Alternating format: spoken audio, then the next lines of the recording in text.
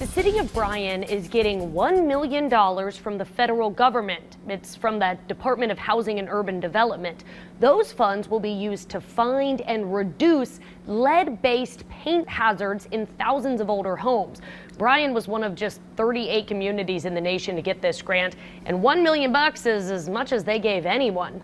So to talk more about this, we're joined by the U.S. HUD Secretary, Ben Carson. Secretary Carson, thank you so much for joining us. First, why did the city of Bryan get chosen for this grant? I guess, why did any of these cities get chosen for this grant? Well, this is actually a problem. Lead contamination, particularly in our children, is a problem that we can solve in our lifetime if we really dedicate the appropriate resources and attention to it. And the effects are devastating. This became apparent to me in my many years of practice as a pediatric neurosurgeon. Not just the short-term effects, but the long-term effects on the potential of a child and on what happens with their life.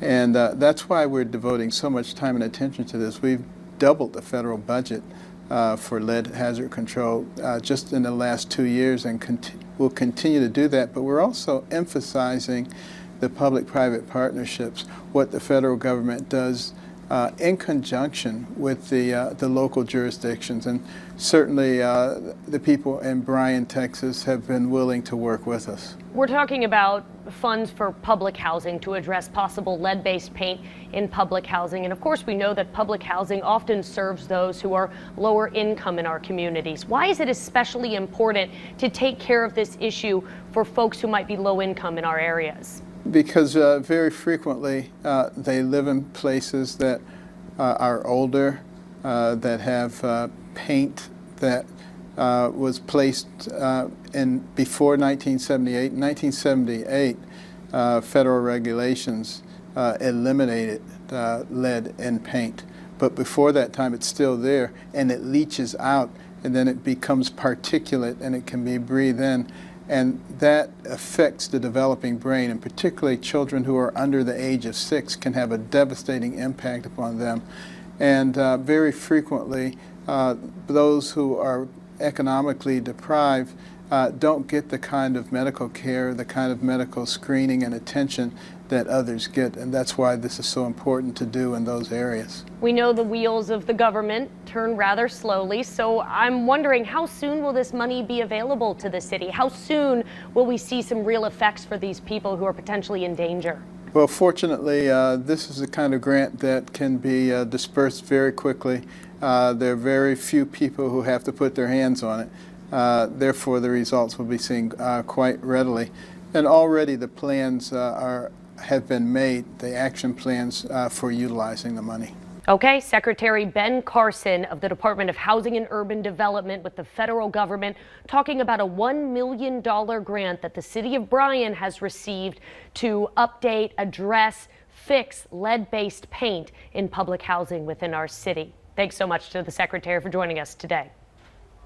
And now we're continuing our discussion on this with Garett Sansom. He's with the Texas A&M School of Public Health at the Health Science Center, and he's kind of our lead expert. You saw him a few weeks back talking about lead found in the drinking water along the Houston Ship Channel. Dr. Sansom, how is this different? How is lead in drinking water different than lead paint in our homes? Well, the most likely exposure route with lead is actually lead contaminated dust in paint. So the most likely way it would be exposed is inhalation, then followed by drinking, specifically typically in drinking water, as we discussed before. While across the nation it's certainly the most likely is through the paint, but communities that have lead contaminated water, that's their biggest issue. But it really just varies depending on the community and the type. Are the effects the same? The effects on the body? Yeah, very similar effects. And as we heard from Secretary Carson, really the most vulnerable and the biggest issues are with children. You can have serious cognitive issues if you're exposed at a young age, but you have very similar outcomes with lead exposure. That's terrifying. And so one of the points I really want to make here is that this federal funding is going to just 38 communities across the U.S. Bryan's one of them and the only one in Texas. Were you as surprised as I was to realize that this issue is apparently that bad in Bryan? Well, yeah, I was certainly surprised, but even more than surprised, as a member of the Bryan College Station community, I was really excited that they're finally getting some recognition here and an opportunity to really improve the lives of the most vulnerable, sort of these poor communities in these areas in public housing with kids in it. So yeah, I was surprised. There's certainly other communities across Texas that probably could use the money as well for renovations. But again, as a member of the community, I'm certainly happy that the folks over there are getting it. Absolutely. $1 million. I don't know if you have any idea how much money this takes to do this kind of renovation, but I don't know. How does $1 million sound to you? I'll say this. I think this is a great program. I'm really excited that the money is going to be getting out there. But there's always, with anything, opportunity for improvement.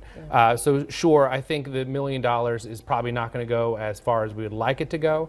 It certainly costs quite a bit of money to have somebody come in and do the type of renovations that are necessary to really move the exposure potential for the folks living there. Okay. Garett Sansom from the School of Public Health at the Texas A&M Health Science Center. Appreciate you so much.